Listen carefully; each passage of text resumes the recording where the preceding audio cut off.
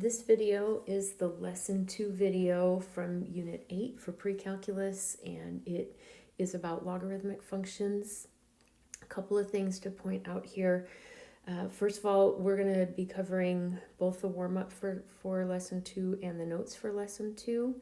And I will post PDF documents for both of those on Google Classroom. And if you don't have a printer or don't want to print them out, that's fine. You can work most of these problems out on notebook paper, even the graphs you can just kind of sketch. The other thing is that you might want to also have your computer ready to use Desmos, either switching back and forth between Desmos and the video of the notes, or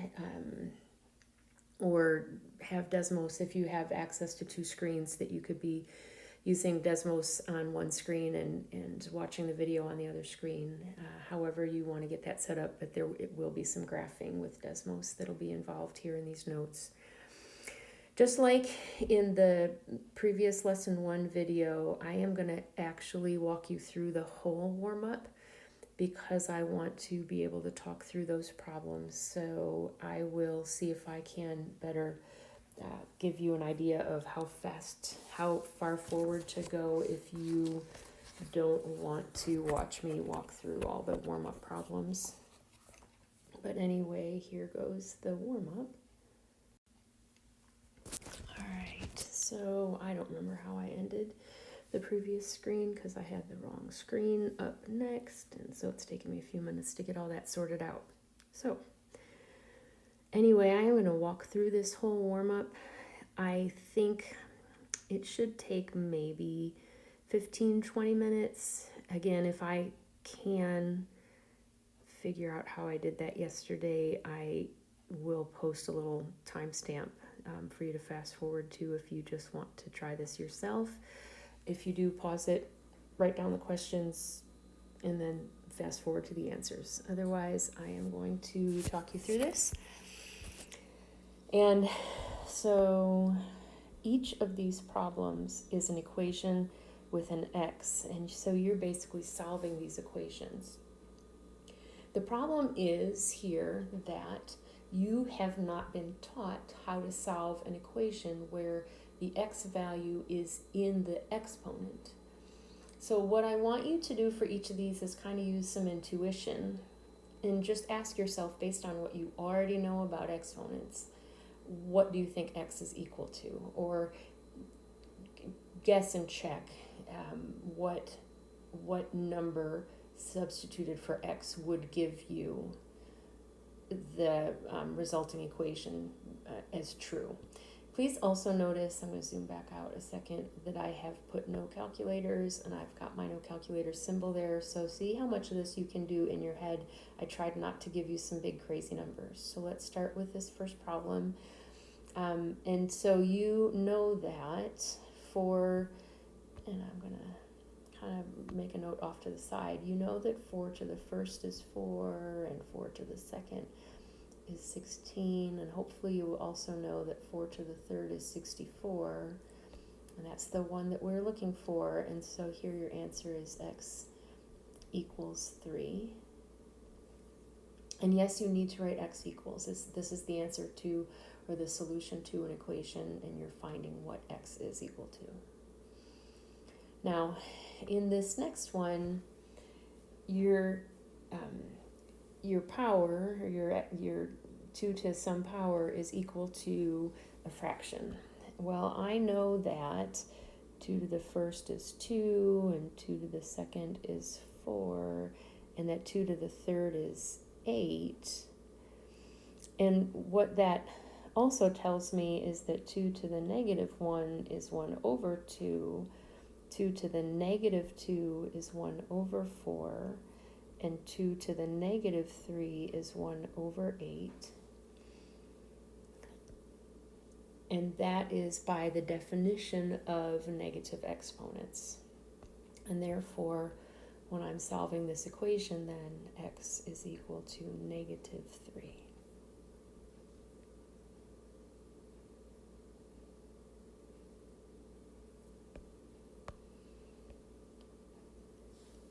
So I want you again to think here that 1/3 to the first power is just 1/3, and that 1/3 to the second power, remember that's like 1/3 times 1/3, and that's going to equal 1/9. And 1/3 to the third power is 1/3 times 1/3 times 1/3. 1 times 1 times 1 is 1. 3 times 3 times 3 is 27. Hey, look. So in this case, because you're starting with a fraction here, and your answer is a fraction here, you're not dealing with a negative exponent. And so your answer here is just +3. Take a quick minute and compare those first 3 questions. In this next one, anything to the 0 power is equal to 1. Doesn't matter that 11 isn't 49 or 52.1. X is equal to 0 because the answer is equal to 1.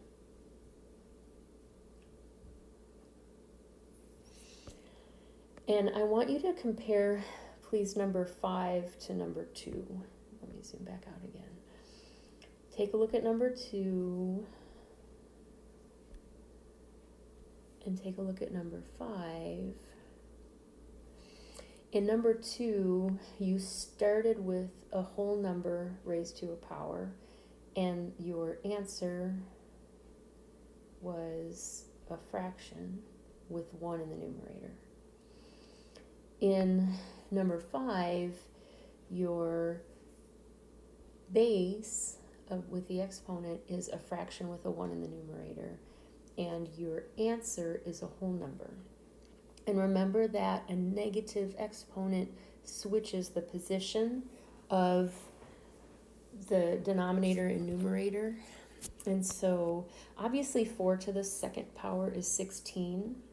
And so what my thinking here is going to be then is that if I had 1/4 to the -1 power, that's 4/1, right? 4/1, which is just 4. If I have 1/4 to the -2 power, the first thing you do is flip the fraction to the second power, and then that's just 16. And so here then my answer is going to be x equals -2. Take a minute and think about that one. Make sure that it makes sense to you.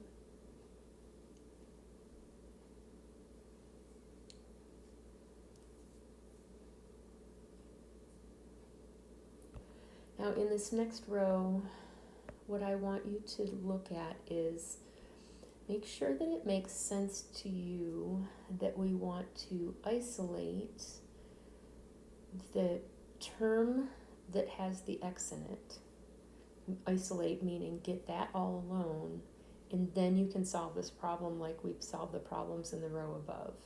So here should make sense to you that we're going to start this problem by subtracting 4 from both sides, so that now I have 3 to the x power is equal to 81. And we know that 3 to the 4th power is 81, so here your answer to this equation is x equals 4.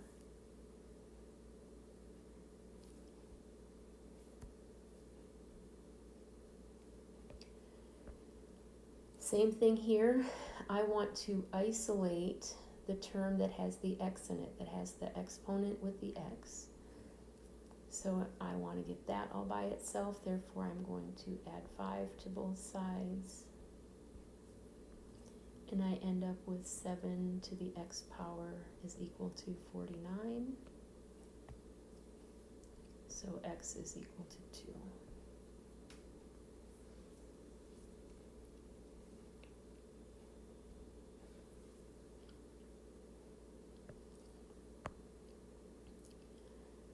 Now, this problem works the same way. You want to isolate the 5 to the x power. And to get 5 to the x power all by itself, you're going to divide both sides by 2. And you end up with 5 to the x power is equal to 125. And then x is equal to 3.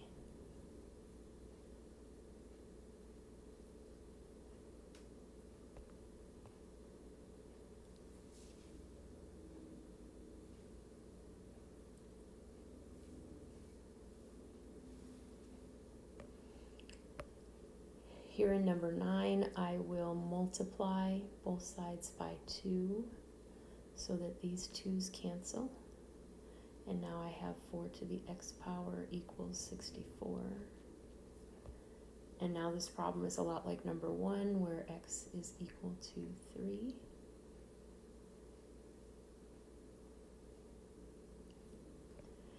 And then in number 10, one extra step here. If I want to isolate 2 to the x power, then I need to both add 6 to both sides. And so I get 8 times 2 to the x power equals 128.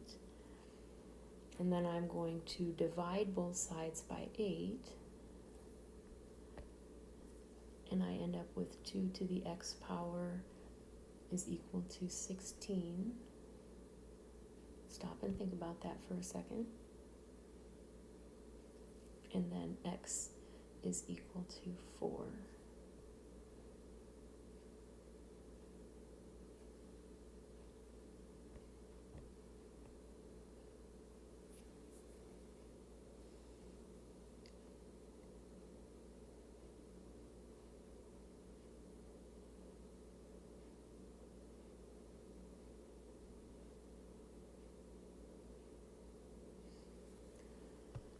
In number 11, this row has problems that are just a tiny bit more tricky in terms of the steps. So just kind of try to track with me, and we will walk through more and more problems like this in today's lesson. But what I want you to do is start by getting this 6 with the x plus 7 power all by itself. So ask yourself, does it make sense to you intuitively? Forget about the x plus 7 for a second. Does it make sense intuitively to start by subtracting 3 from both sides? And then 6 to the x plus 7, don't be scared by the plus 7 part, is equal to 36. Now, still ignore the x plus 7 thing. 6 to some power, some exponent, is equal to 36. Well, you know that 6 to the second power, here's your thinking step, right? You know that, think here, that 6 to the second power equals 36, and so that x plus 7 has to be equal to 2. So I'm just going to solve that equation, x plus 7 to equal to 2, and then x is equal to negative 5. And if you're not sure, go back up and substitute negative 5 here. Negative 5 up at the very beginning, negative 5 plus 7 is 2. 6 squared is 36, plus 3 is 39.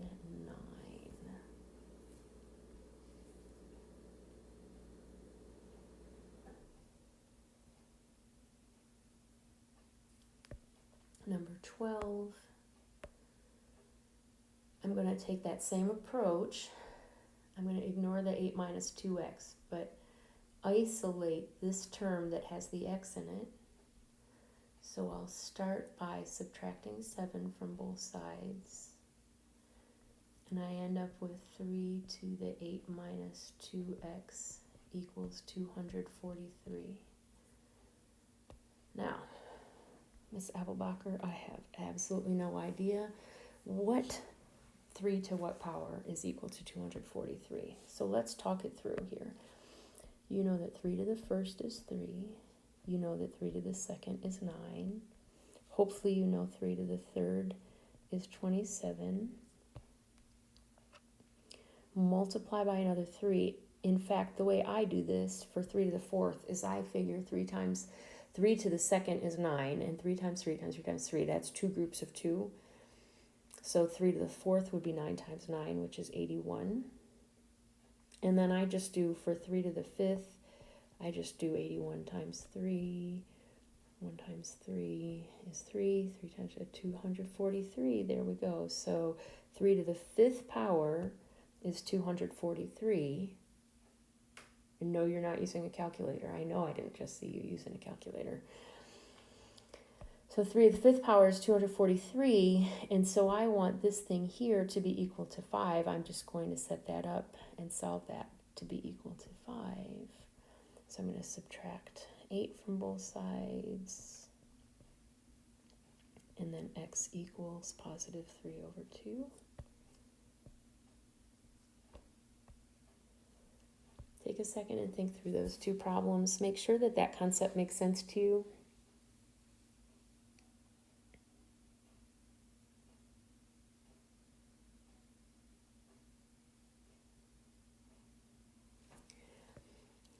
Number 13, 8 to the 2nd power, think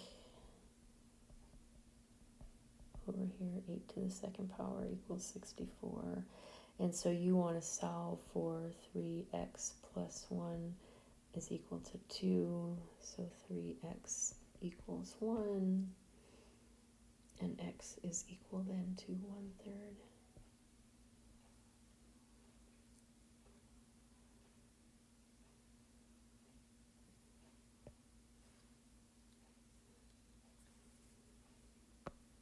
All right. So now I have x's on both sides of the equation. So here's where you want to look at the bases. If the bases are the same, so here is the thing that's helping you in this problem. Each side has a base of 2 with an exponent on it, and they're equal to each other, which should tell you then that the exponents have to be equal to each other, because 2 to the same power has to equal 2 to the same power. And so here I'm just going to then say 6x is equal to x plus 10. 5x equals 10. So x is equal to 2.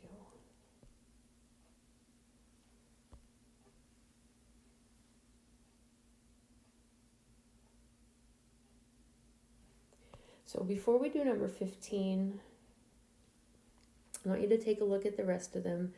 Make sure that you don't have any questions that you don't have answered yet, because 15 kind of takes all of those concepts and throws them all in together.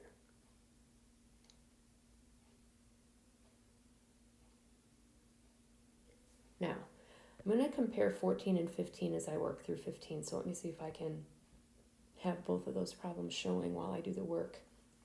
The thing that makes 15 different from 14 is that the bases are different. And so here I have 2 to a power, and here I have 4 to a power. I can't leave the screen this big. So what if I could take the 4 and change it to something with 2 as the base? So I could take that 4 and I could make it 2 to the 2nd power, and then leave everything else the same. So now I have 2 to the 3x power equals 2 to the 2 to the x minus 5 power. And so all I did was take what I highlighted in light blue and change the 4 to the 2 to the 2nd power. Do you agree that those two equations are exactly the same? Now, ignore everything on the left, and I just want you to look at the right. In fact, just look at this one thing. Do you remember that if you have a power to a power, you multiply those powers? So I'm going to multiply 2 times x minus 5, and that gives me 2 to the 2x minus 10. And I haven't changed anything on the left, so So I'm just going to bring down. Did I get my left and right mixed up a minute ago? I feel like I did. I also want to see if I can make that bigger. Hang on a second. There we go. So now you can set 3x equal to 2x minus 10 and just solve that equation. So 3x equals 2x minus 10. So x is equal to negative 10. Take another quick minute and look at that.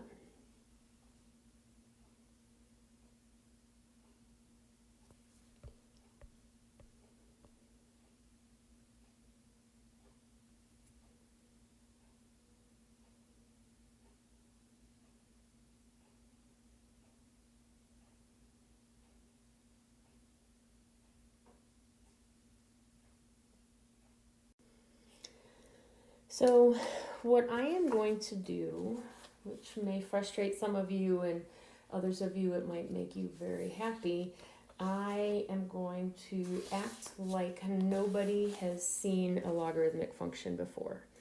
I know that you should have learned about logarithmic functions in Algebra 2, but if your Algebra 2 teacher was like me, because it was the end of the year, because things were getting kind of crazy, getting ready for the SOL or whatever else was going on in math class, the Algebra 2 curriculum itself has been kind of minimized when it comes to teaching logarithms. So I am going to teach logarithms like as if you have never heard the word before. And I want to start by saying that logarithms really are a topic that prior to Algebra 2, you have no basis of knowledge. Everything in Algebra 2 kind of builds on stuff you've learned before, but the only close connection that we can make between logarithms and prior knowledge is exponents, and that's why we did a whole lesson just on exponential functions in the previous lesson, and that's why I did a lot of exponent work in the warm-up so that you can already be thinking in terms of exponents. But know that logarithms is a very new concept. It's not some glorified add, subtract, multiply, divide, or playing with triangles. It is a very, very new concept, and it gets your brain thinking forward and backwards, something that you have not processed in the same way before. And the one thing that I will continue to bring you back to over and over and over again is that by definition, a logarithm is the inverse of an exponential function. And so anytime you get yourself confused, which may just happen, what I want you to do is ask yourself how the exponential function would work and see if you can manipulate your way inversely into understanding how the logarithmic function works. Whether we're evaluating expressions or drawing graphs or solving equations, we can use the inverse relationship between logarithms and exponential functions to your advantage. And the other thing is that even just to understand what a logarithm is, it helps you to think about them as exponential functions inversely. And if you look in a pre-calc textbook, it'll say logarithmic function is the inverse of an exponential function. So let's start with the definition using function notation. And so f of x is equal to, and then the word log, and then there will always be a subscript, and the subscript will be a number, and we'll talk about why sometimes you see it written without a number. And that's just a notation. It doesn't mean that there's not actually a number that's understood to be there. But this doesn't have an x in it, and in order for it to be a function of x, you need an x in it. And so logarithm has to be taken of something, the logarithm of, and then x is going to be your input here. We're going to call that an argument. The argument is the thing that you're taking the logarithm from or of. you don't need to memorize the word argument. It's just a word that I'm going to use sometimes when I'm talking about it. Just know that x is actually the input. But if I had log of, let's say, x plus 5, the x plus 5 is the argument. And we're going to talk a little bit about some problems that might look like that today. Now, just like with the exponential functions, there are some restrictions. So first of all, let's say now here's our restrictions. B has to be positive, and it cannot equal 1. And just like we don't use 1 as the base of an exponent in the next exponential functions, because it would graph a straight line, same with logarithms. We don't use 1 as the base of a logarithm because 1 raised to any power is equal to 1. And we'll talk more about what that looks like as an inverse function in a little bit. And the other thing that you need to keep in mind is that your input or your argument has to be greater than 0. And this time I'm putting x is greater than 0 because the argument here is just x. And so whatever is the argument has to be greater than 0. Can't even be equal to 0. You cannot take the log of 0. Now, I gave you all those things, and I want you to think about this concept of inverses. So, inverses.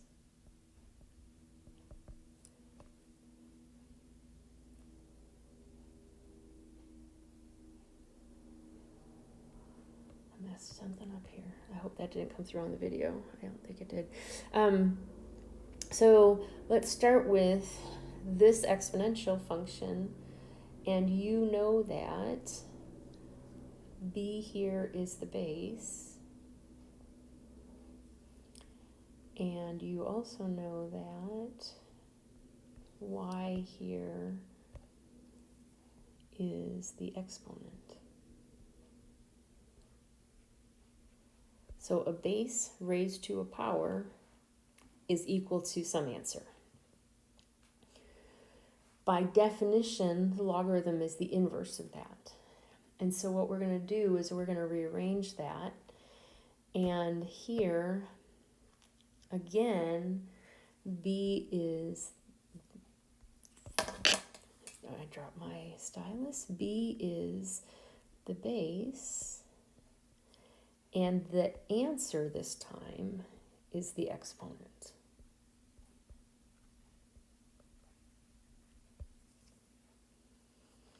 Now, a couple of things I want to point out here. First of all, about the base. The base of the exponent is the base of the logarithm. So whatever number is the base, and there are going to be problems on this page even where I say rearrange a logarithmic expression to be in exponential form, or rearrange an exponential expression to be in logarithmic form, and whatever number is the base is going to be the base in the other form. So base is the base is the base. The base of the exponent is the base of the logarithm. And the cool thing, I think it's cool anyway, is that whatever number is the exponent in exponential form is the answer to the logarithm. So a logarithm is equal to an exponent. And as you get better with this, because it's equal to it, this whole thing is an exponent. So log base something of something, that whole entire thing is an exponent. And at certain points in time, it will help you understand how an equation or an expression or a graph works if you think of that whole expression as an exponent and literally write the whole thing in the place of an exponent. And like I said, we'll look at some of those in a little bit. Please, please, please keep in mind these notes here that the input has to be positive and a 0 or negative argument. This should really say argument. Don't show Miss Schrader. The argument of, the argument of, and then a zero or negative argument is undefined. And again, in a minute, we're going to talk about this word undefined because that's going to be the only possible answer in certain situations. So you have to remember the word undefined.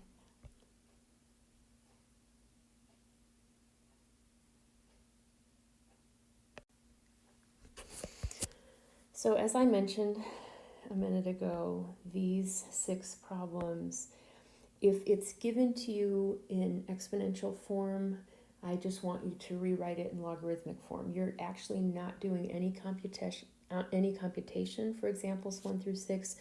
You're just rewriting it. And if it's given to you in logarithmic form, I want you to rewrite it in exponential form. And I'm going to walk you through each one of them. So if you want to pause the video and fast forward a little bit, try them on your own, that's fine. Remember that the base of the exponent becomes the base of the logarithm.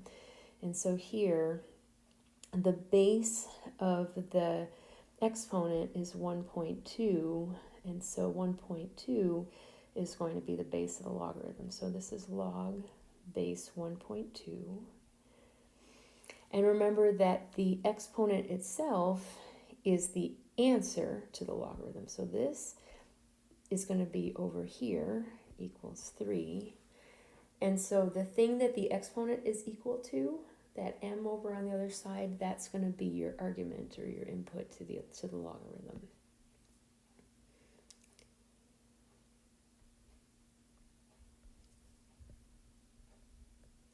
Base of the exponent is the base of the logarithm.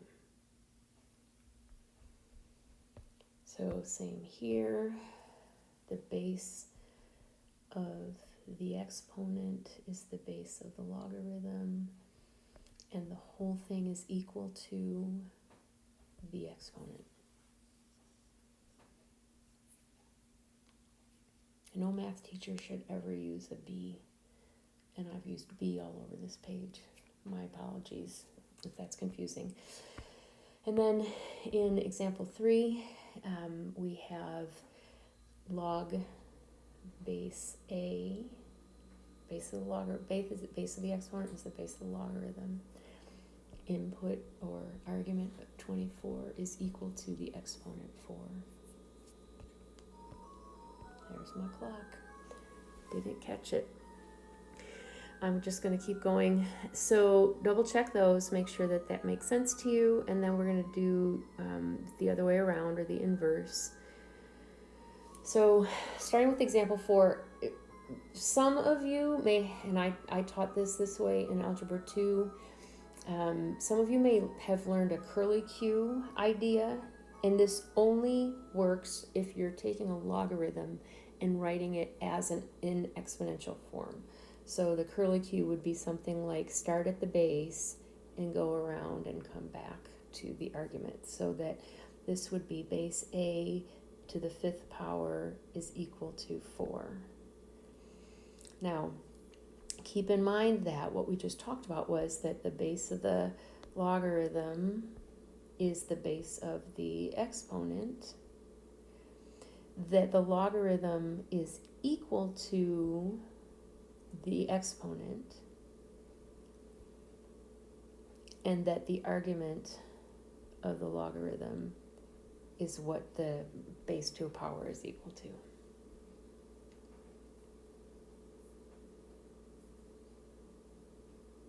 And so here, curly Q, e to the negative 3 power equals b.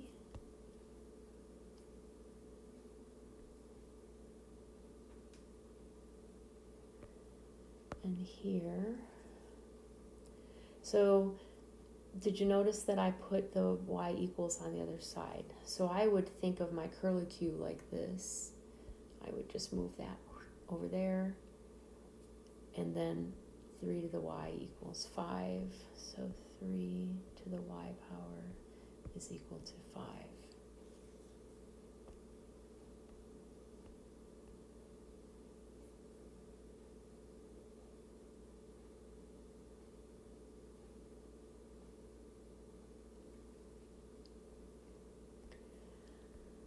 Now, what you're going to see here is, for this next section, you're going to see why I gave you the warm-up that I gave you. And what I want you to do is keep asking yourself, make this maybe a little note in the side margin. Ask yourself, what would the exponent be?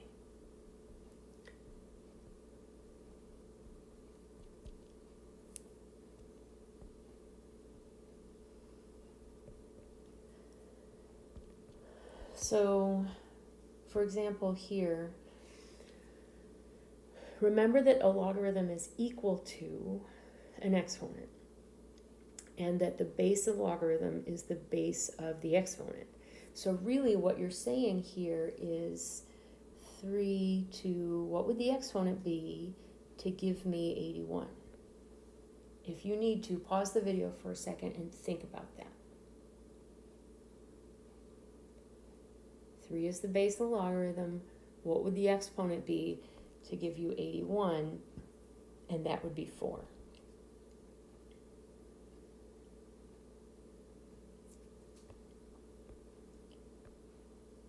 So again, what would the exponent be that you would put on 8 to give you 512? Well, Miss, I don't know, but what would the exponent be I put on 8 to, well, then write it out here. 8 to the first power is 8. 8 to the second power is 64. I don't know, 8 to the third power off the top of my head, so I'm going to multiply 64 times 8, 4 times 8. Well, yeah, it says no calculator, so don't you dare touch that calculator. 4 times 8 is 32, carry the 3, 6 times 8 is 48, plus 3 is, oh look, 512. 8 to the third power is 512, and so my answer here is 3.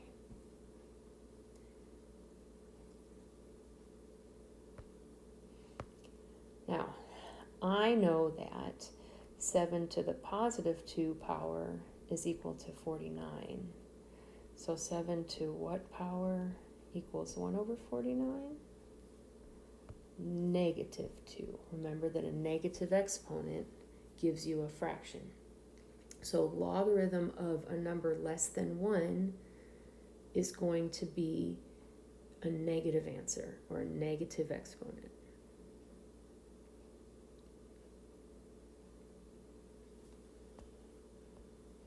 Here's another one that you might have to multiply out. Your thinking is 2 to what power is equal to 128? Well, 2 to the first is 2, 2 to the second is 4, 2 to the third is 8, 2 to the fourth is 16, 2 to the fifth is 32. Come on, Miss Applebacher. 32. 2 to the sixth is 64. Here we go. 2 to the seventh is 128. Yes? All of those? Yeah? So your answer here is 7.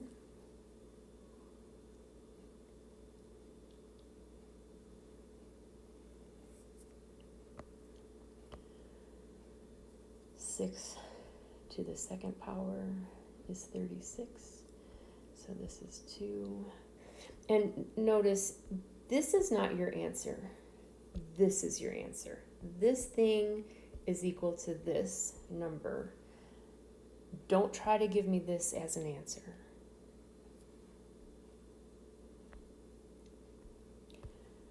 And then 5 to what power equals 125? And that would be 3. So far, so good?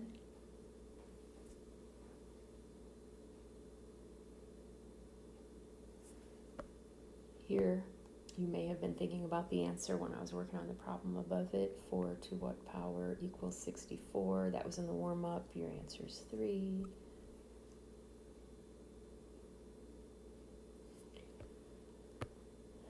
If the input of the logarithm is a number less than 1, or a fraction less than 1, then your answer to the logarithm is going to be negative.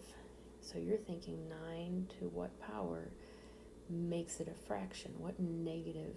Well, 9 to the negative 1 flips the fraction and makes that 1/9. So your answer here is negative 1.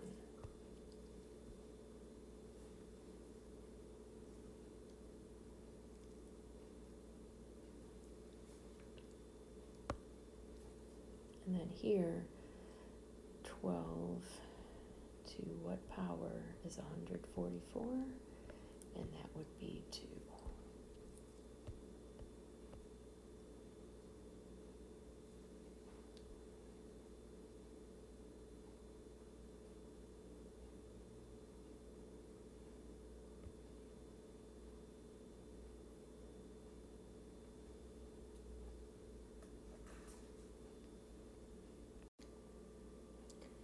Now, here are some special things to keep in mind when you are looking at logarithmic expressions and when you need to evaluate them. So first of all, the basic functions or the basic properties of a logarithmic expression are, first of all, that if the argument or the input to the logarithm is 1, your answer is 0, no matter what the base is.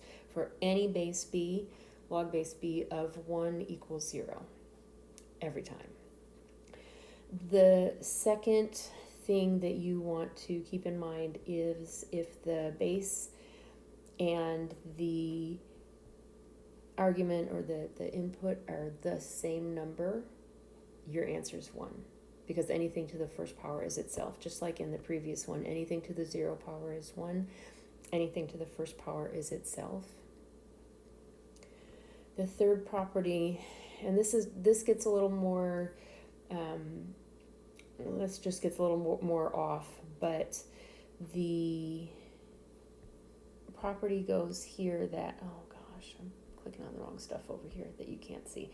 The property here goes that when you have an input that is the same base and with an exponent on it, that your answer is just that exponent, because the curlicue here would say that b to the x power equals this b to the x power. Stop and think about that for a second if you need to. And then last but not least,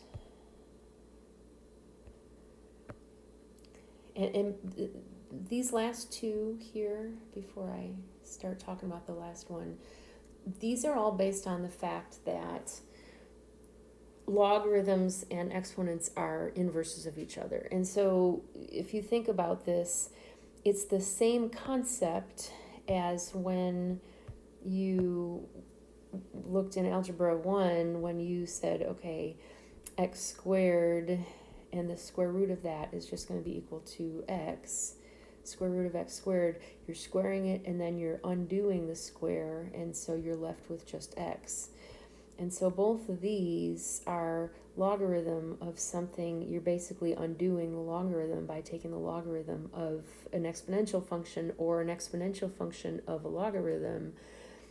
Both of those undo the exponent or the logarithm to become just the x input. So here, notice that your base of the exponent and the base of the logarithm are the same, and you've got your logarithm is your whole exponent. Remember I said that sometimes you'll see a logarithm functions as an exponent. This is going to be then your answer to the whole thing. So let's put that into practice with some numbers. Anything, log base, anything, any log base of 1 is 0. Your answer there is 0. You don't need to know anything about 17. Just log base anything of 1 is 0. If the base of the logarithm and the argument are the same thing, your answer is 1. You don't even have to think about the 2's, just log base 2 of 2 is 1. 17 to the, if you think about this, now you actually can't think about it. 17 to the 0 power is equal to 1. 2 to the first power is equal to 2. 17 to the 0 power equals 1. 2 to the first power equals 2. The logarithm has a base 4. The argument is an exponential expression with base 4. Since the bases are both 4, then your answer to that expression is whatever that exponent is. You're basically undoing the exponent. And then in this last one, it's the same, but the other way around. Here, the base with an exponent is the same as the base of the logarithm that is the exponent. And so your answer to that whole thing is 53.2. So take a quick look at those four. And yes, you'll need to know those. And here for 20 through 27, and again, notice that I've got your little no calculator symbol to the side here. These 8 problems are fairly similar to the previous page, the last set of problems where you're just evaluating the logarithmic expression. These are a little bit more involved though, and so I want you to just think through, for each of these there's something more involved. So for example, here you know that if the argument or the input into a logarithm is a fraction that's less than 1, then your answer is going to be negative. So what you want to do when you're thinking through this problem is think about 2 with a negative exponent. 2 to the negative 1 is 1/2. 2 to the negative 2 is 1/4. 2 to the negative 3 is 1/8. 2 to the negative 4 is 1/16. And 16 times 2 is 32, so you know that 2, I have to do this off to the side, 2 to the negative 5 is 1/32. And so my answer to this is going to be -5.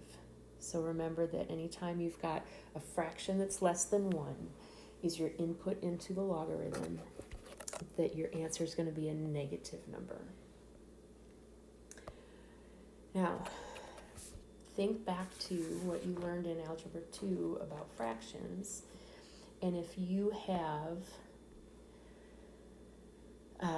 fraction exponent, and we did a little bit of this in the previous lesson 1, you have a fraction exponent, the denominator of the fraction gives you an index of a radical.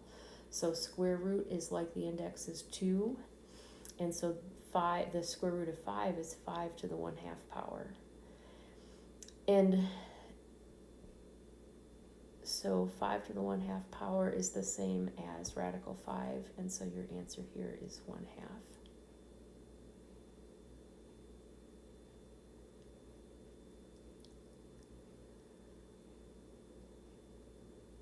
And this next one's going to take some thinking. So let's start with 16 to what power is equal to radical 2?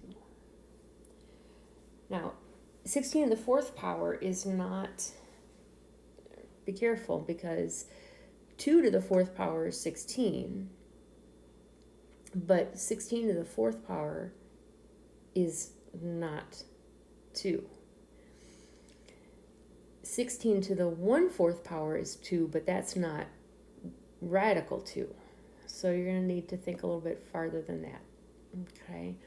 What I'm going to do is I'm going to change a couple of things. I'm going to make this an equation. So I'm going to change that question mark to an x. So 16 to the x power. And I'm going to change the radical to a fraction exponent.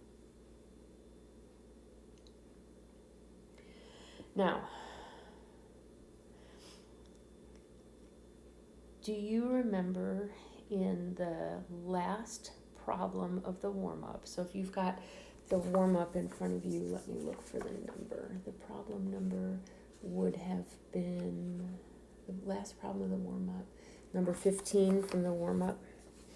I am going to change 16 to something that has a base of 2.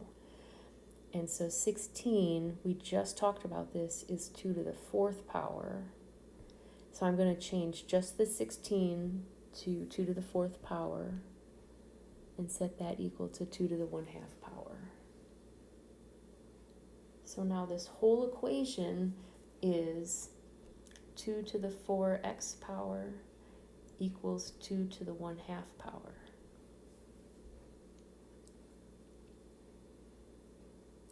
Oh, well, look at this. Now I can solve the equation 4x equals 1/2, divide both sides by 4, and x is equal to 1/8.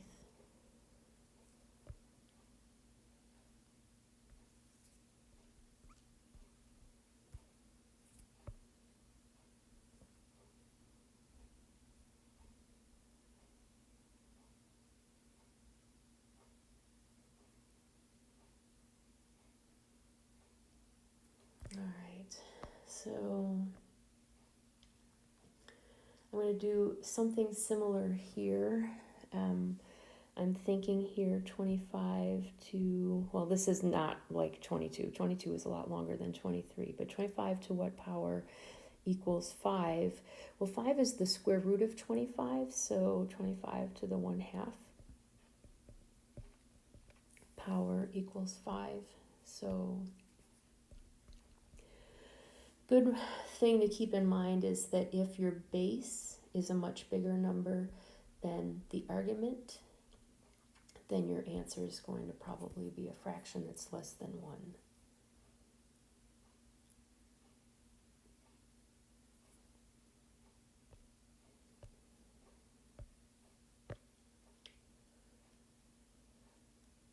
This one is a little bit more like 22, where you have to think it through in steps.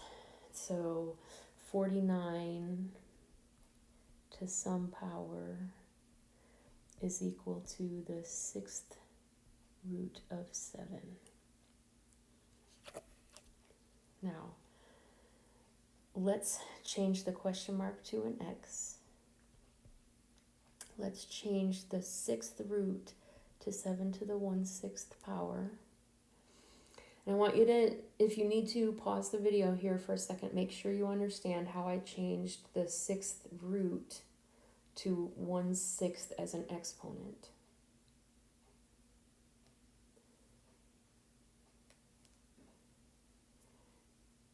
And then I recognize that 49, hang on a second, I made a mess. 49 is 7 to the 2nd power.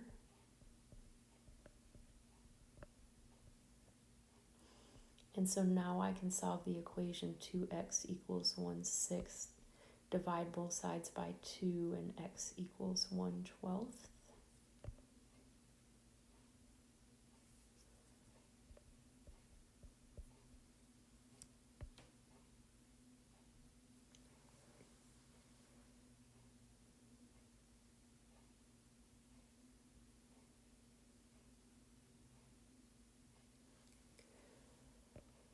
Now in these next two problems, you're actually going to create an expression. So here, save that 9. This means 9 times the answer to, and so you're going to figure out the answer to this logarithm. So 9 times whatever the answer is. So let's just look at the logarithm. Then this logarithm, 7 to what power is equal to 343. Ms. Applebacher, you gave us all these problems and then didn't let us use calculators.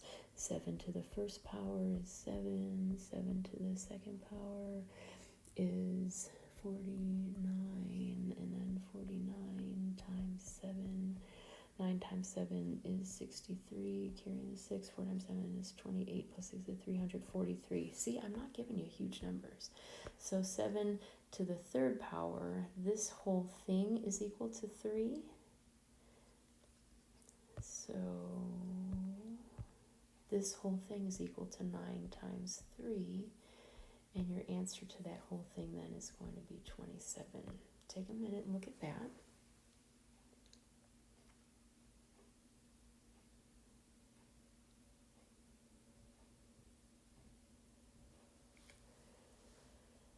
The next one functions similarly.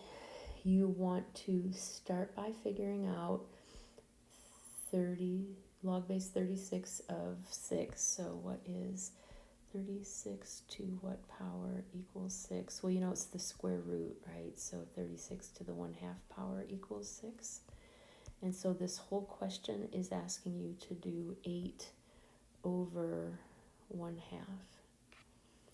and all of that equals 16. So your answer here is 16.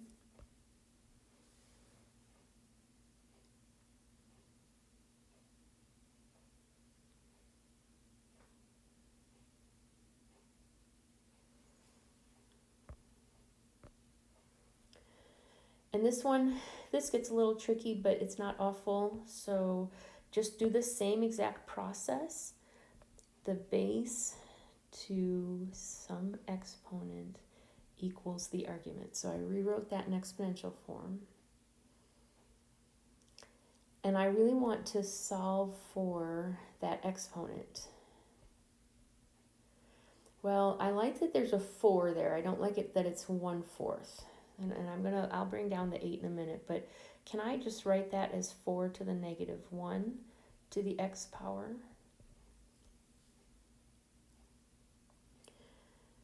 And I know that 8 being 4 times 2 doesn't help anybody, but 8 is 2 to the 3rd power. So if I could change something about this here so that it's got a 2 as a base. Oh, well, now wait a second. This is 2 to the 2nd to the negative 1 times x power. Stop and think about that for a second. So really, this, y'all have no idea the mistakes that you miss when I am just scribbling stuff. When you think about that I just highlighted in an ugly orange color, what that really says is 2 to the negative 2x power is equal to 2 to the 3rd power. 2 to the negative 2x is 1/4 to the x power. And now I can just solve negative 2x equals 3. So x equals negative 3/2. My answer here is negative 3/2.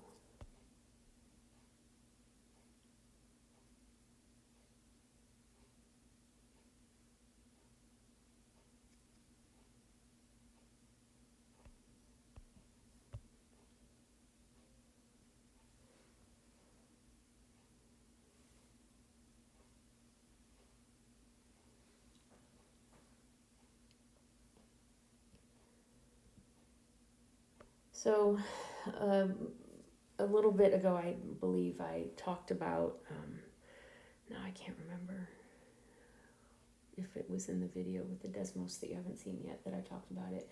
Anyway, if you have a logarithm, I'm pretty sure you haven't seen that part of the video yet. I make all these different pieces of the video and then I put them together in order, and I don't remember what order I make stuff in and what order I talk about things, and I should probably stop doing that. Sometimes you will see a logarithm written without a base. That does not mean that there's no base. It means that there's no written base. Just like sometimes there's no written exponent, you assume the exponent is 1. Sometimes there's no written coefficient, you assume that the coefficient is 1. Well, and like we did with the square root up here, actually. A square root doesn't have a written index, because the square root is the most common radical. But you could have a cube root or a 5th root or a 17th root, and then you would write the number as the index. But because square root is so common, that's the one written without an index. Well, the common logarithm is the one that is used the most, although I would argue that actually the natural logarithm is more applicable in real life. But the people that invented mathematics and how to write mathematical notation decided that the common logarithm is the one that we would write without a base. So if you ever see a logarithm written like this without a base, you have to assume that the base is 10. So a logarithm with base 10, log base 10, is called the common logarithm. It's typically written without a base. So y equals log of x is the inverse of the function y equals 10 to the x power. Now, I want you to do these problems without a calculator. And so think to yourself, well, if the argument is a fraction or a decimal less than 1, then your answer is going to be negative. So that means that 10 with a negative exponent, 10 with a negative, well, that's 0.1. So 10 to the negative 2, well, that's 1 over 100, that's 0.01. 10 to the negative 3 is 1 over 1,000, that's 0.001. And so your answer here is going to be negative 3. And here, oh look, the base exponent with a power on it is the same as the base of the exponent. That's a logarithm. The whole exponent is a logarithm. And so your answer is just whatever the argument of the logarithm is. That's that property up at the top of the page, that last property to the right, the top right corner of this page. The base of the exponent and the base of the logarithm are the same, so the input is your answer. And anytime you have a negative or 0 as the input to any kind of logarithm, whether it's base 10, base e, base anything else, if the argument is negative, your answer is undefined. Now, be careful. Your answer is not NA, your answer is not none, your answer is not null set. I know some of you guys like writing null set. Your answer is the only acceptable mathematical answer to this problem is the word undefined. You can't make up other answers. This is a mathematical term. And then in number 31, think 10 to the, there's 4 zeros there, so that's going to be 10 to the 4th power is equal to 10,000. And so your answer here is 4. So before I go on to natural logarithms, I want you to zoom out just a little bit, and I want you to compare example 28 with example 31. So take a look at this one and take a look at this one. Remember that when the exponent is negative, that the number of zeros is always going to be 1 less than the negative exponent on 10. When the exponent is positive, then the number of zeros equals the positive exponent on 10. So don't get those two rules mixed up.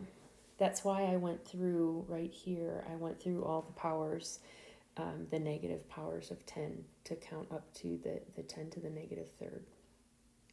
Now, the natural logarithms are any time you have a logarithm-based e. And in the previous lesson, we talked about that e is something that is used, it really is going to be most commonly used in banking and situations where you have interest compounded daily or constantly. And so you need to keep that in mind if you plan to go into any kind of finance, that E is going to be a number that you use, and log base E is something else that you'll see a lot in banking and finance.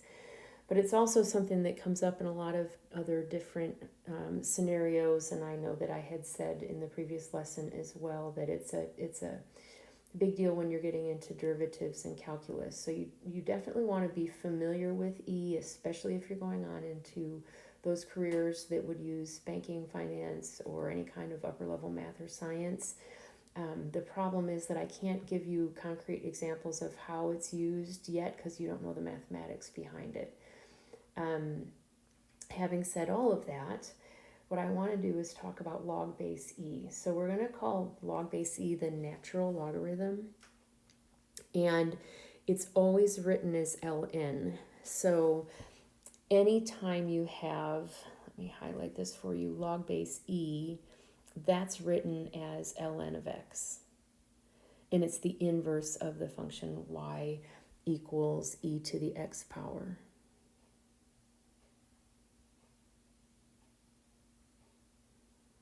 So here, I want you to do these first 4 problems without a calculator. And I want you to think about the properties that we've been talking about on these past 2 pages. And then the last 4 problems at the bottom here we'll do with a calculator. So let's start with this. What ln really means is log base e. And if your argument then has the same base as your logarithm, then your answer is just going to be whatever that input was.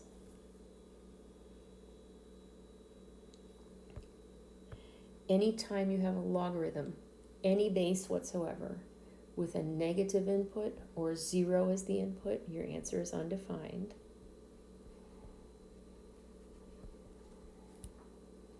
Not n, not none, not NA, not null set, not 0, it's undefined. And then this is also similar to one of those properties at the top of this page where you've got an exponent with a base. This is like saying e, and then the exponent is log base e of 6, right? And so both of your exponent and your logarithm have base e. And so your answer there is going to be just the 6.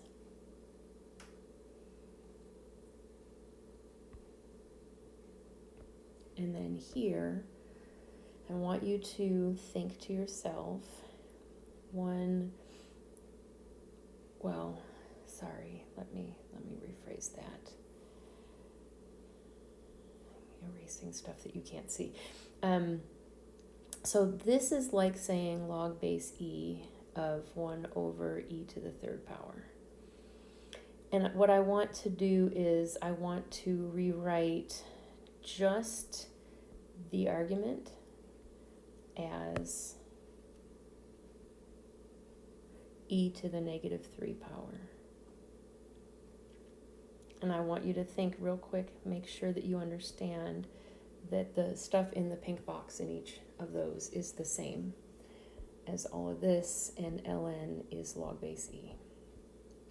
And if the base of the logarithm is the same as the base with an exponent, then your answer to the whole thing is just negative 3.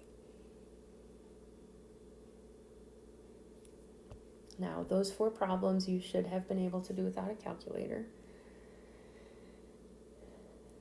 These last 4 problems you can do in Desmos or with a calculator. And in Desmos, if you type log and then a number, it will assume log base 10. If you type ln and then a number, it will assume log base e. So what I want you to do right now is pause the video real quick and come back in a second and compute those 4 problems to 2 decimal places.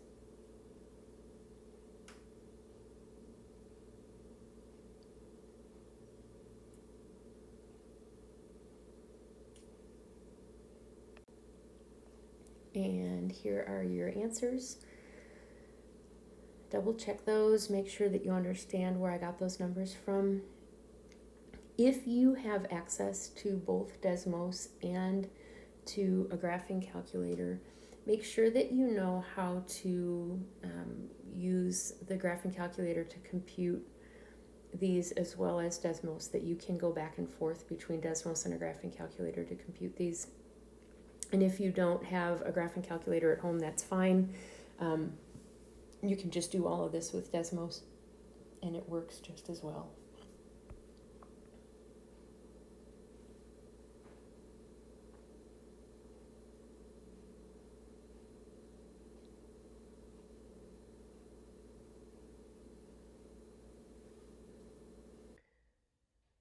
You're going to want to look at the relationship between the exponential graph and the logarithmic graph. And so on this next page, I'm going to have you graph both 2 to the x power and log base 2 of x. And before you actually draw the graph on paper, I would like to have you take a look at drawing the graph using Desmos. And hang on a second. Oh, that's the beach. I would love to be the beach. So let's start with having both y1 and y2. So let's make y1. Remember that you don't have to do anything different. If you're typing x or y with a subscript, you just type the letter x or the letter y and then the number, and you don't have to make it different. To get the subscript for the logarithm, you have to do a special keystroke that I'll tell you about in a moment. So y1 equals, and then I'll do 2 to the x power. That's not 2 to the x. 2 to the x power. I want to make that blue because that's what color I'll draw it. And then in the second spot, I will do y2 equals, and then I'm going to do log base 2 of x.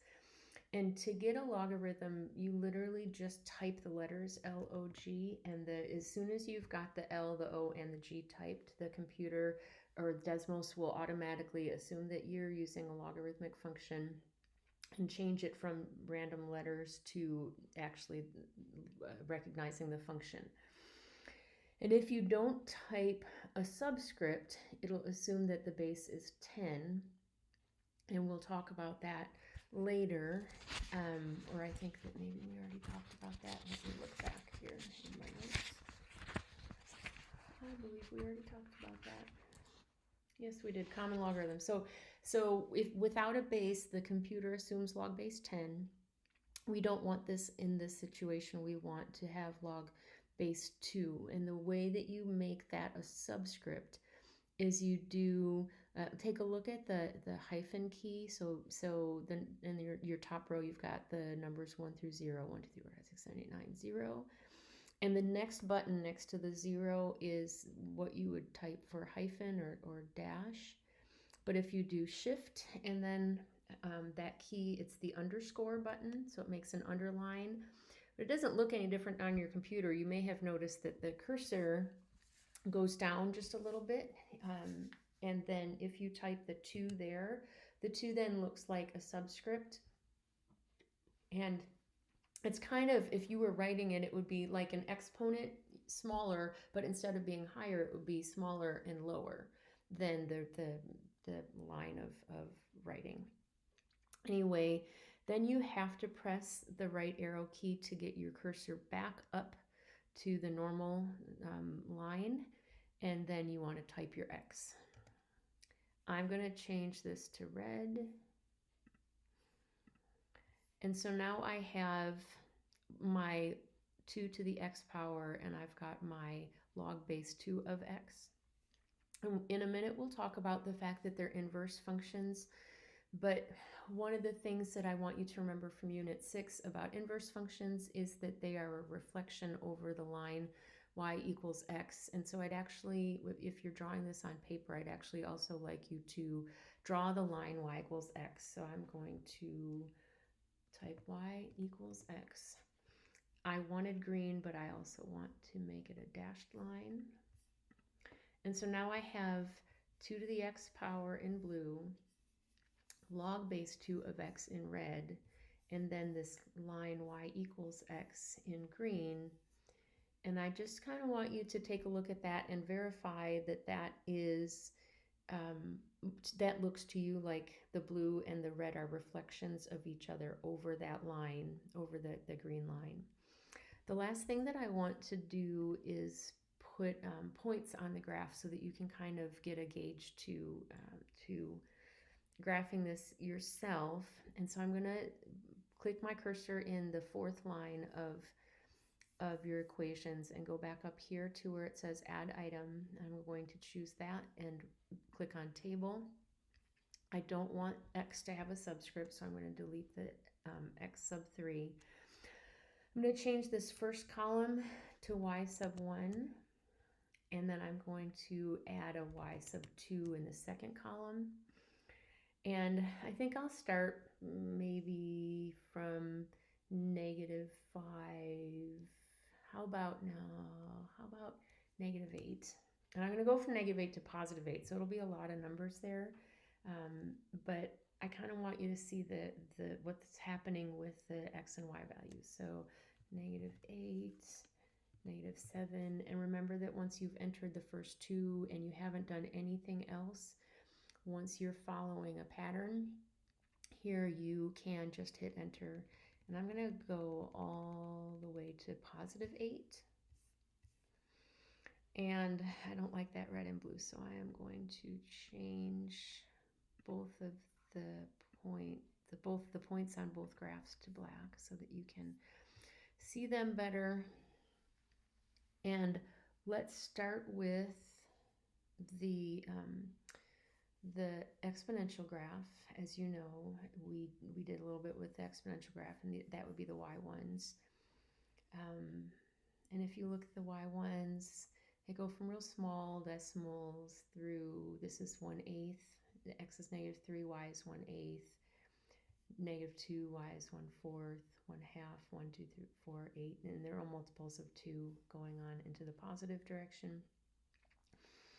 But if you look at the y2 values for the logarithm, whereas in your exponential function you had 1, 2, in your logarithmic function you have 2, 1. Ignore the middle number because that's the other function. In the exponential function you had 2, 4. In the logarithmic function you have 4, 2. In fact, let me show you here. I have 0, 1, I have 1, 2, I have 2, 4, and this is why I wanted to include 8s. I have 3, 8. I have, if you take each of the, and let's bring in the -1/2.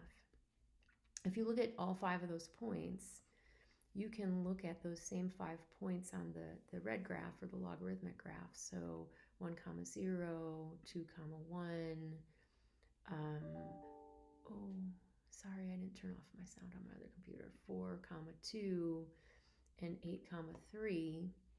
So I'll come back to the -1 in a second, but these 4 points are the reverse x and y values of these 4 points. And if you really wanted to see down here where x is 1/2, you can kind of see that it would be -1 if you're that good. I'm not that good, apparently.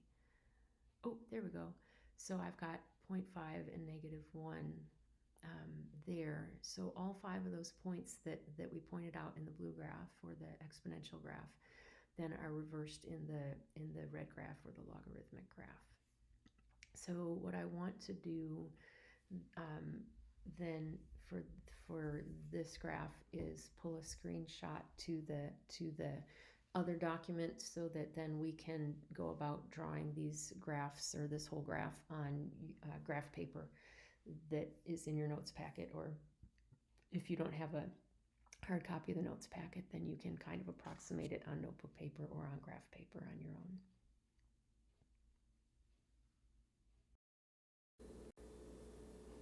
So you should have just watched a clip from Desmos that I did this first graph where we graphed both y equals 2 to the x power and y equals log base 2 of x.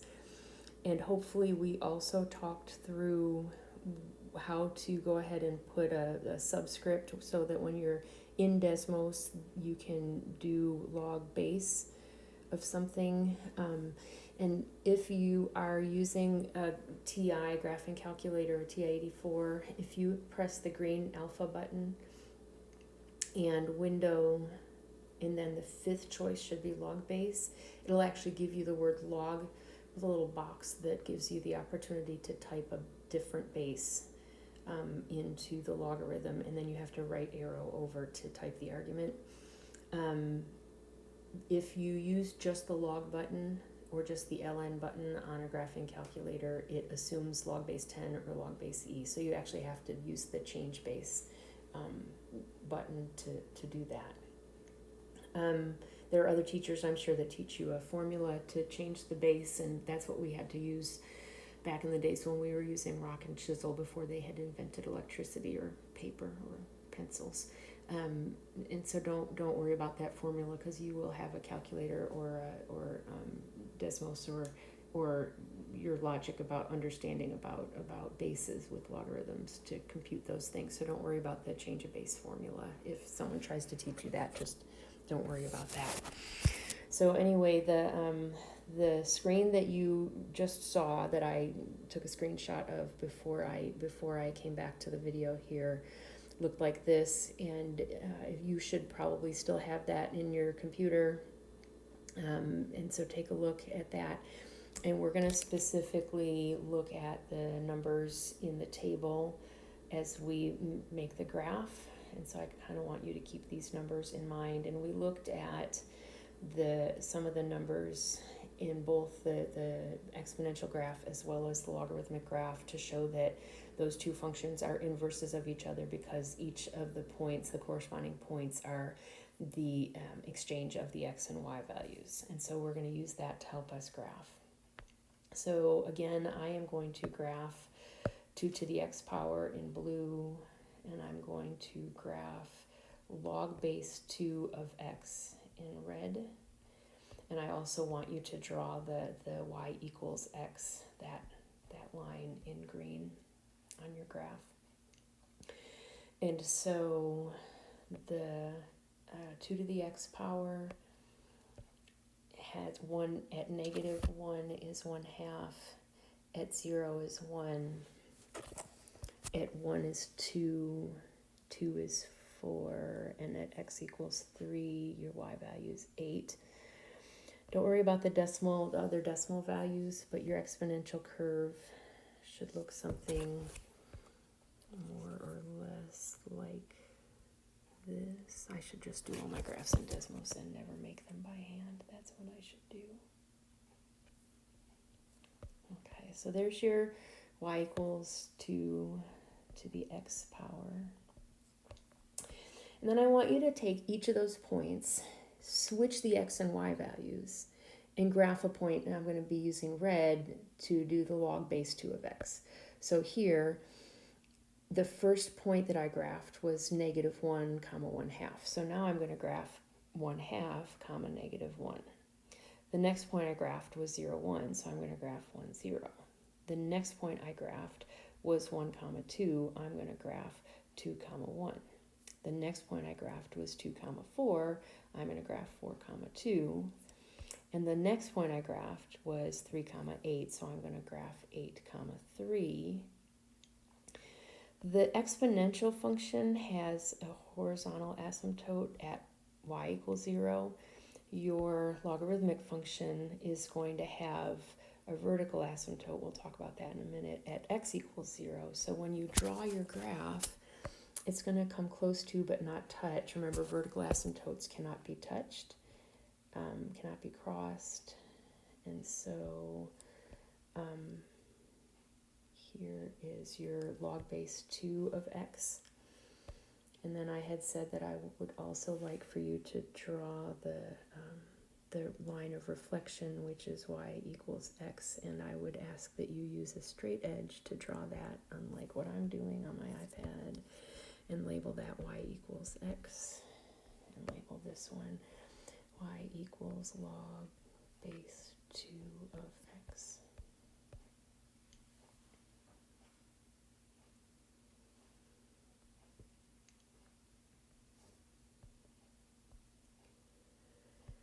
And then I just ask you to make some observations, and they're what we've already talked about. So let's just put that into writing, that y equals 2 to the x power and y equals log base 2 of x are inverse functions.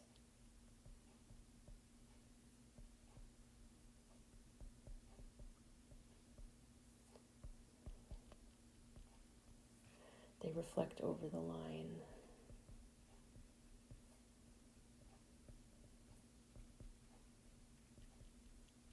Y equals x.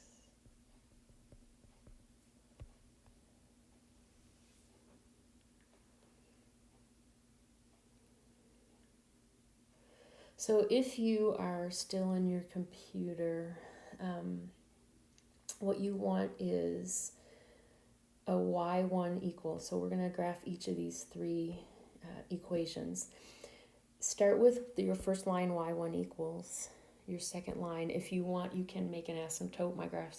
In my graphs for these three problems, I'll have x equals and then have a dotted red line for the asymptote. And each of these three, because all three of these are parent functions with different bases, so they all have a vertical asymptote at x equals 0. So my first line is y1 equals and then whatever equation.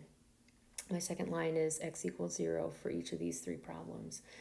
And then my third line in Desmos is a table with x and y1 so that I can find the points to graph.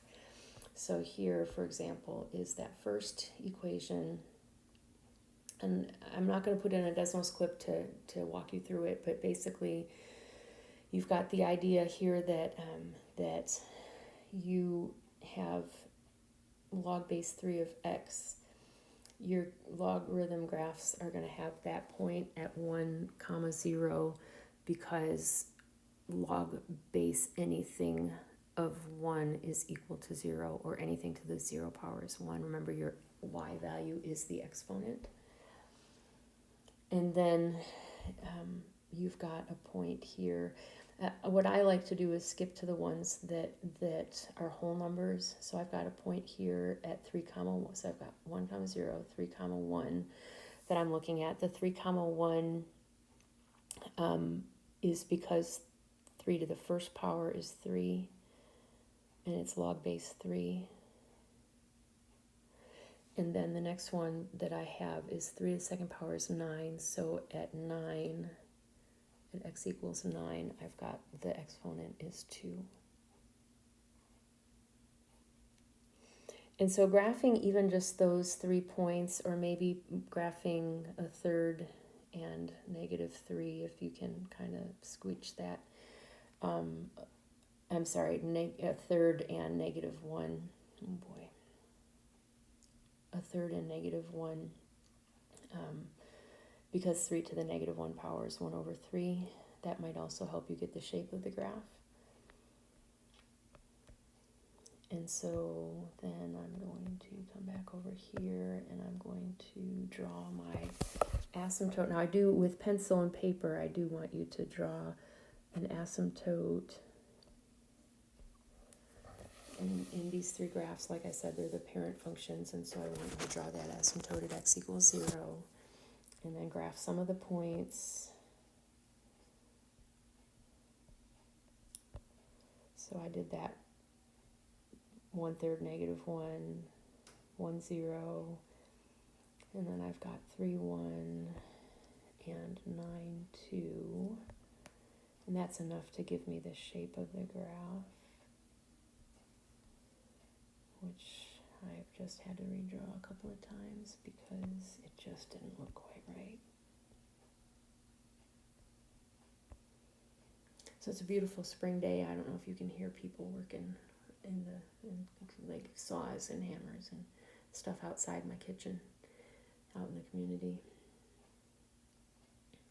Okay, so then ln of x, you're going to have to do, you can't logic your way through graphing ln of x just like you couldn't logic your way through in the last lesson graphing e to the x power, because everything except for the x-intercept is going to be decimal answers.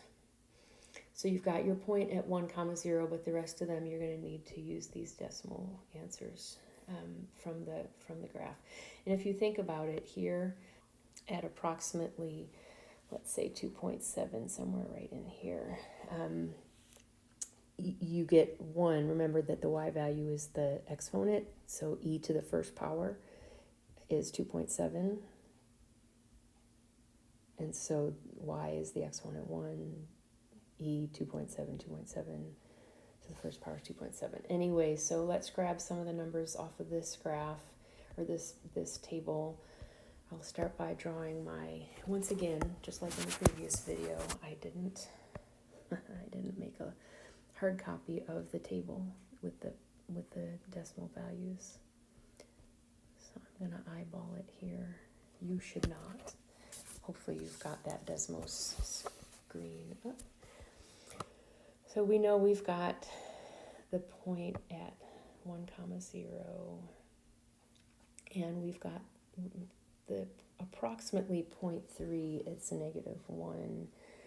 And then remember that at about 2.7, maybe right about there, your y value is 1. And then I'm going to have to scooch over here. What's another couple? So 5 is 1.6 and 10 is 2.3. So 5 is 1.6 and 10 is about 2.3. That looks pretty good. That's a nice smooth curve. So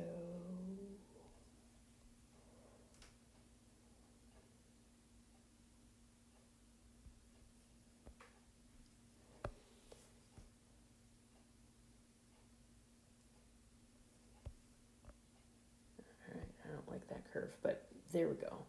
Desmos does it better than Applebacher. And then the last one is hard to type into Desmos, so let's talk about this for a second. I tried every which way to get the base of the logarithm to be a fraction, and I just couldn't. The minute that I would hit the divide sign, it made the whole logarithm the numerator and wanted the denominator to be outside of the base of the logarithm. So I ended up just having to type 0.5. So 1/2 is 0.5. Technically, and this is where your graphing calculator would be able to do this, and I don't know, I couldn't even get parentheses to make the base a fraction with the logarithm base. So your calculator, I know, can handle a fraction base on a logarithm, but the Desmos, it just, I couldn't. If you can figure it out, let me know, but I have not been able to figure it out. Anyway, so here's my graph for log base 1/2 of x.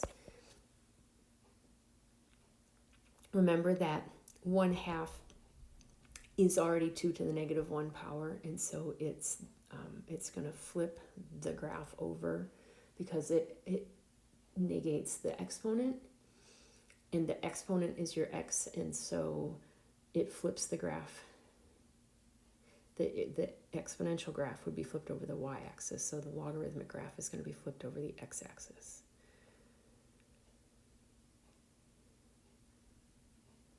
So let's graph some of these numbers. 1, 0, 2, -1, 4, -2. Where's that graph? I'm going to start by graphing my asymptote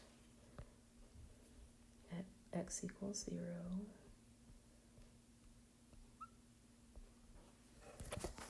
And then I am going to put my point at here at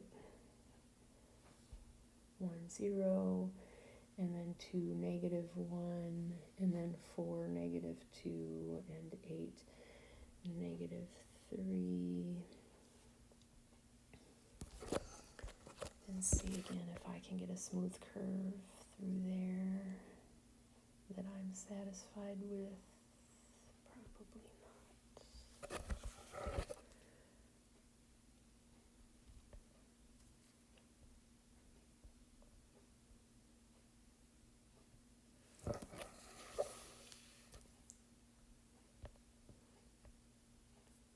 And there's your log base 1/2 of x.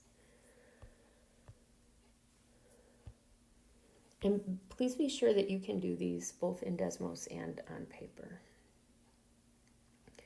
Now this last box at the bottom, I want to talk about the parent graphs of logarithms, and I forgot to put that in here, so let me just have you write this in the margin, that all of this here in this box is regards to the parent function.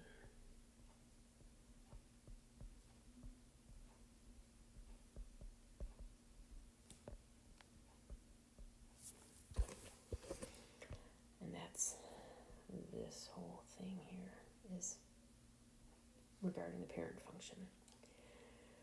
So let's just randomly look at log base 3 of x as an example.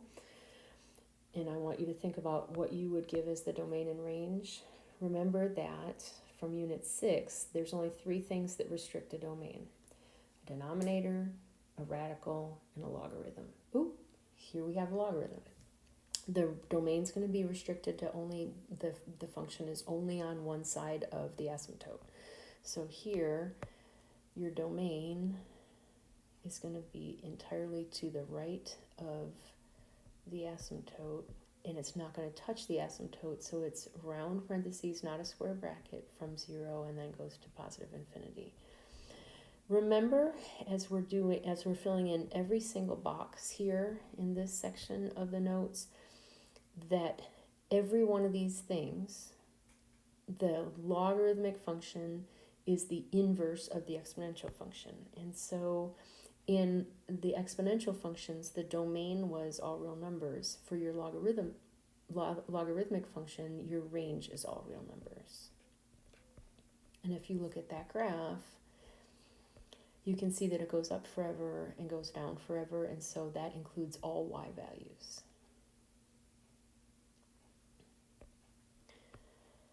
Your x-intercept in the parent function will always be at 1, 0, because anything to the 0 power equals 1. Remember that your y value is your exponent, and your x value is the answer. And so there's an x-intercept, there's always going to be a point without shifts. When you're talking about the parent function, there's always going to be a point at 1, 0, because anything to the 0 power is equal to 1. There will not be a y-intercept, and that's because that's where the asymptote is.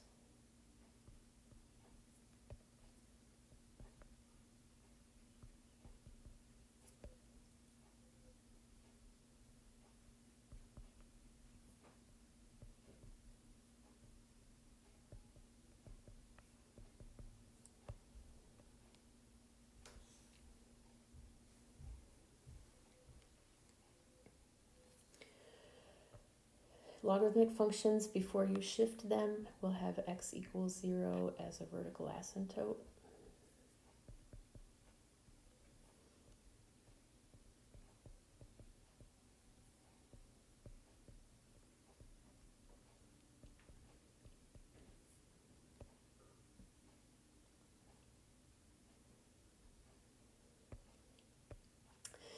Just like the exponential functions, the logarithmic function is either always going to increase or always going to decrease. But remember that your increasing, decreasing interval is going to be just the domain. It can't be increasing or decreasing where there aren't any x values. And so we're going to make a note like this. For bases, we're going to call the base b greater than 0. No, erase that. Sorry. Greater than 1.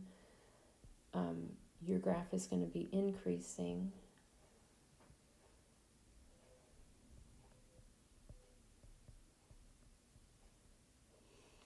And the domain, we just said that the domain is 0 to infinity. And for base, between 0 and 1, so meaning a fraction that's between 0 and 1, your graph is going to be decreasing.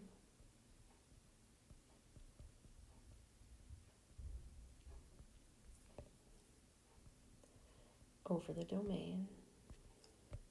And I want you to look at this. Here and here, your base 3 or base E, both of those graphs are increasing from left to right. They don't ever change direction. In this third example, that graph is decreasing where the base is between 0 and 1, that graph is decreasing. That's like having a negative exponent in an exponential function.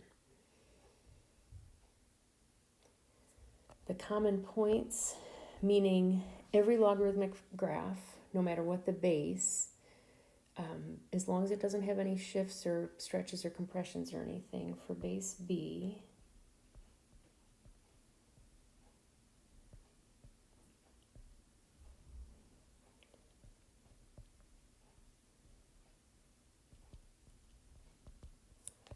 the points 1, 0, we just talked about that as an x-intercept, right? Anything to the 0 power is 1. So 1, 0 is always going to be a point on your logarithmic graph. And the point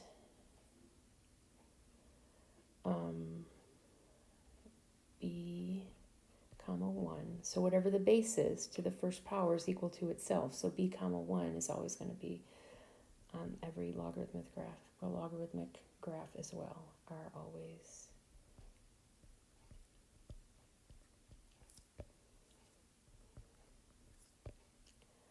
on the graph.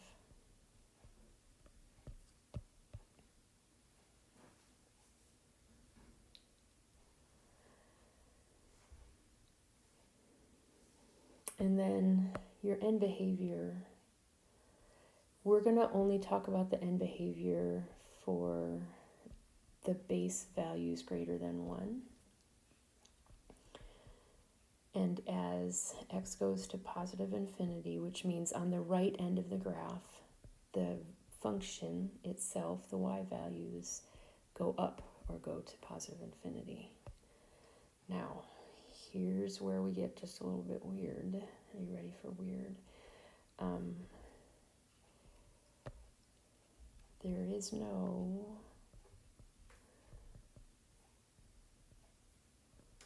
left end behavior.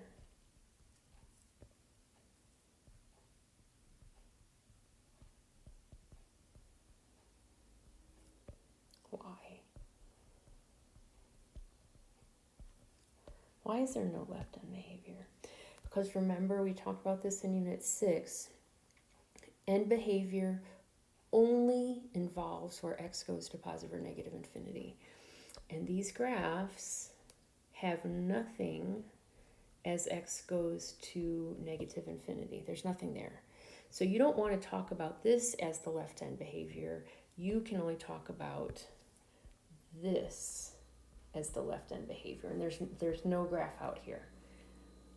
So there's no left end behavior. And the last thing before I go on, I'm going to mess up this page just a little bit more. And I really want you to just keep in mind, make this note to yourself so that when you come back and look at this again in the future, consider each of these things.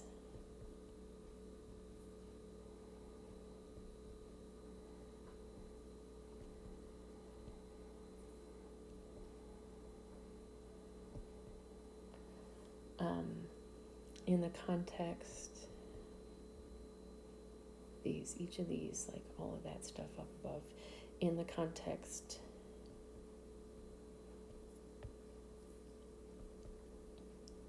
that a logarithm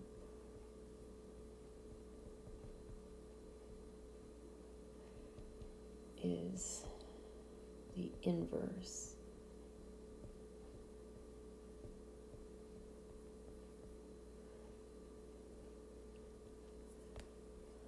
of an exponential function.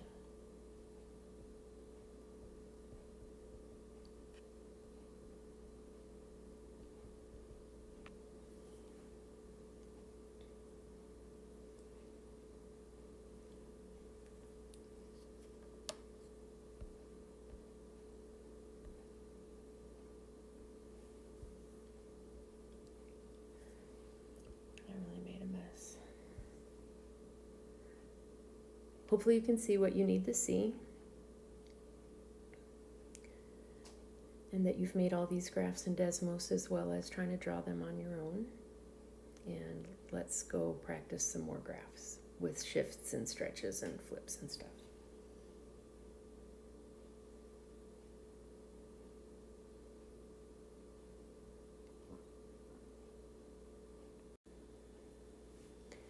So if you want to try to graph these on your own, before you watch me talk through them, that's fine. Copy down the equations now and make sure that you either have a printout of the notes packet or graph paper on your own, or you can just write these on notebook paper, and just make sure that you can use Desmos to help you graph them. I know that there's the no calculator symbol up at the top of the page. You should be able to do these by graphing the parent graph of the log base 3 and then recognizing the shifts and transformations. I'm not going to press you to be able to draw these graphs without the help of Desmos when I test you on this.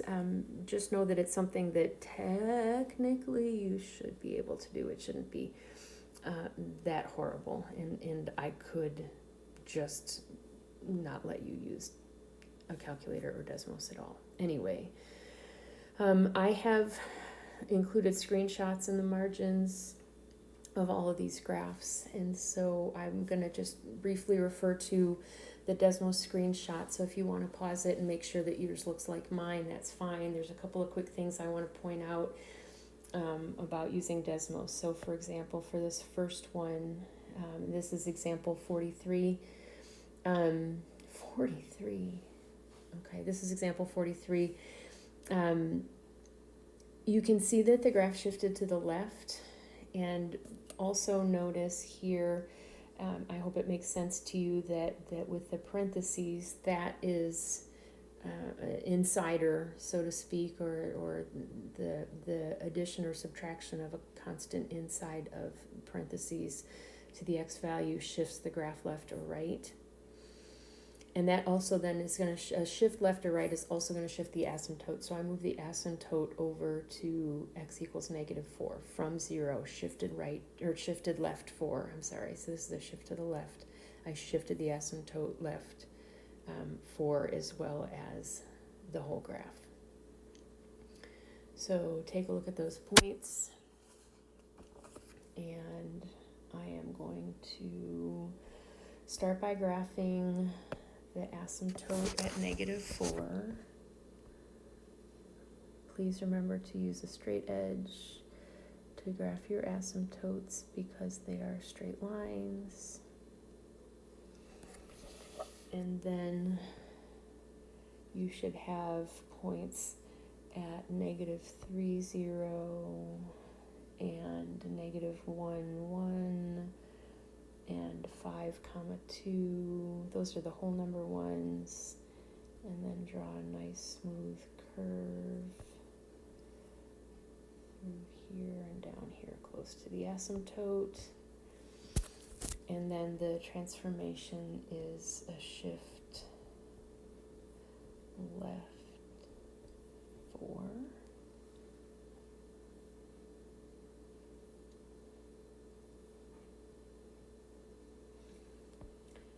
For this one, notice that you have the minus out in front, and this -2 is not inside parentheses, so that's going to be a shift down, and the minus out in front is going to be a flip. So you've got two transformations.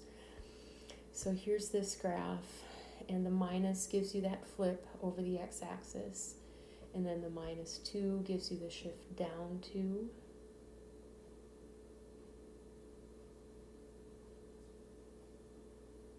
And I clearly used the same table as I did in the previous problem. Don't know why I did that, but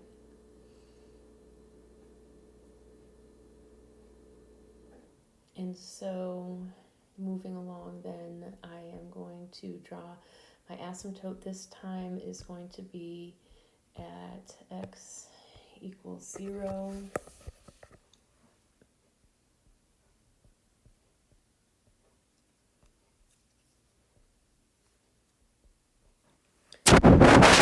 And there is a point, instead of 1, 0, it's going to be 1, -2 because it shifted down 2. And then at 3, it's going to be -3.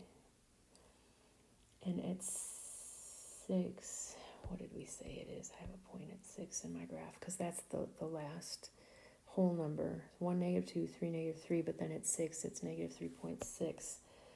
So at 6, negative 1, 2, 3.6, right about there. And then I will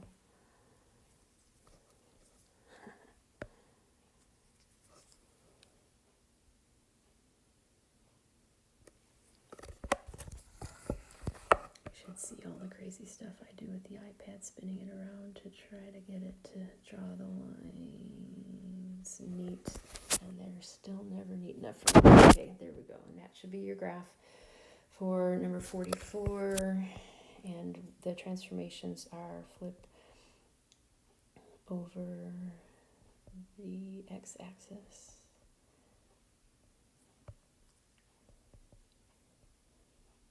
and shift down to.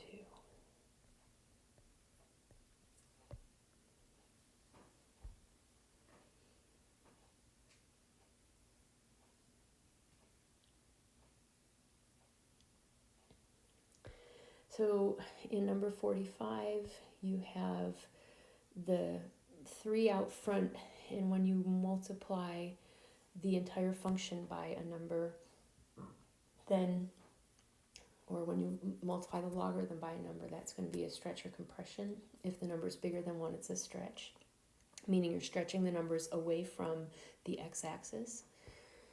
You're multiplying every y value by 3. And then this is an inside, so that minus 2 there is inside parentheses, and so that's going to be a shift to the right 2, and you can see that shifted the asymptote to the right 2. So I am going to move the asymptote over 2 places to the right.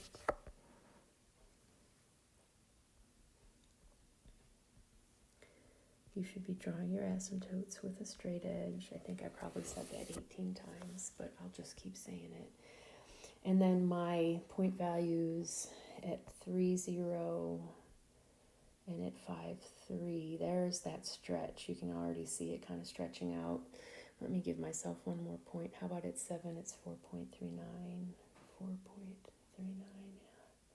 So like there maybe. Should give me some place to point the graph at, to give me a little bit of direction for my curve. And then down toward the asymptote there. And my transformations are that I have a vertical stretch,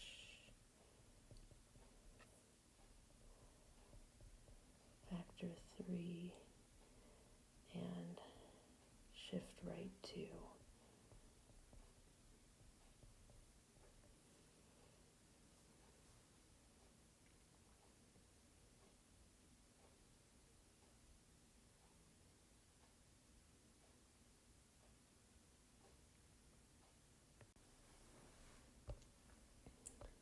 So the next one, you guys, oh my word, trying to get these little screenshots all in here, and then there's my clock, and then getting everything lined up. I was a basket case trying to make them all straight, and they're not even straight. And the software I'm using, the app, gives me guidelines. It like snaps them into place. Well, it doesn't snap into place. It gives me guidelines so that I could technically snap them into place, but my fingers are not steady enough to make them straight. So you can imagine it's making me batty looking at these. But anyway, we're looking at example 46. It's 0.5 times log of 3x, log base 3 of x, minus 2. The minus 2 is not inside parentheses, therefore it's a shift down. Without the parentheses, anything added or subtracted is shifting up or down. And so here you can see that I had a vertical compression of the graph by a half. That's that 1/2, or the 0.5 out in front.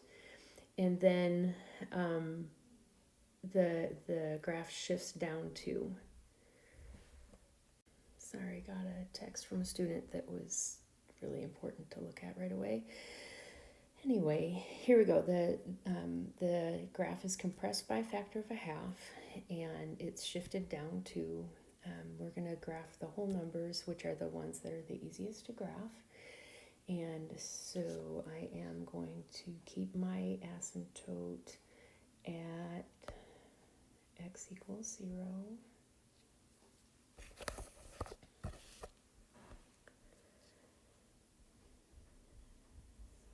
did I mention you should be using a straight edge to draw your asymptotes? And then I will have points at 1, -2. That's because we shifted it down 2. And then at, what were some of the other values over here? 3, -0.5. And 9, -1. So 3 negative, I'm sorry, 1.5. So 3, -1.5. And then 9, I guess I can't really do 9. So this is going to be about as good as I can do for that graph.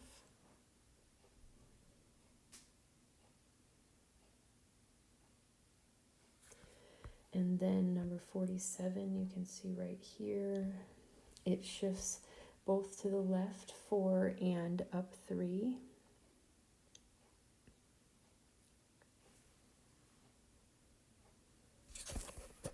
So I'm going to draw my vertical asymptote at -4 again, just like one of the problems up above. And then I've got the point -3, 3,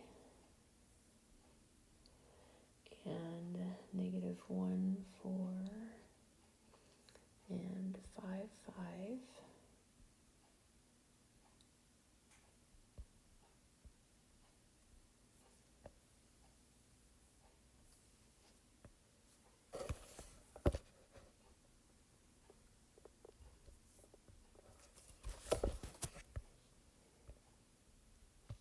Oh, and I didn't give you that transformations for 46, so I'll do 46 and 47. So 46 was vertical compression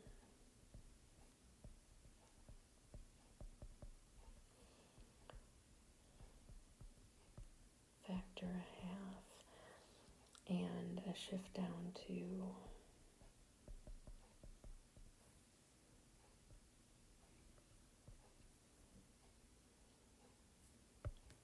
was 46, and then 47 has a shift left 4 and shift up 3.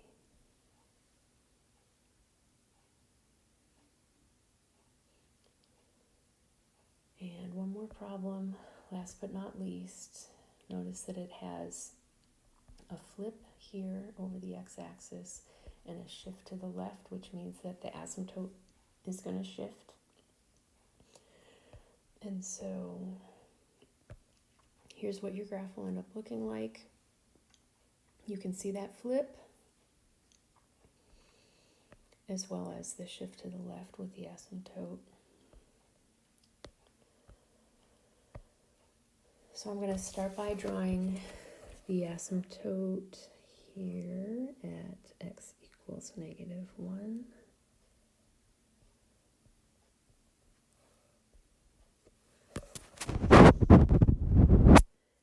And then I have points that I can draw at 0, 0, and 2, -1, and 8, -2, but I can't really draw 8, -2, so how about 7, -1.9, say 7, almost -2, and so my graph is going to sort of go like this,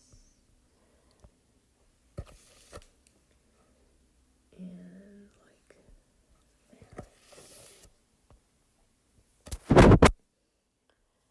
And that was flip over the x-axis.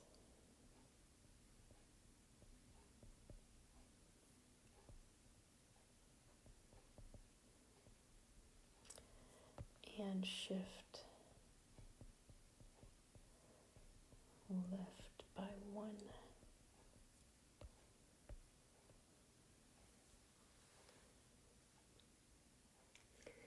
And now you should be ready to do the homework that is associated with lesson 2 for logarithmic functions.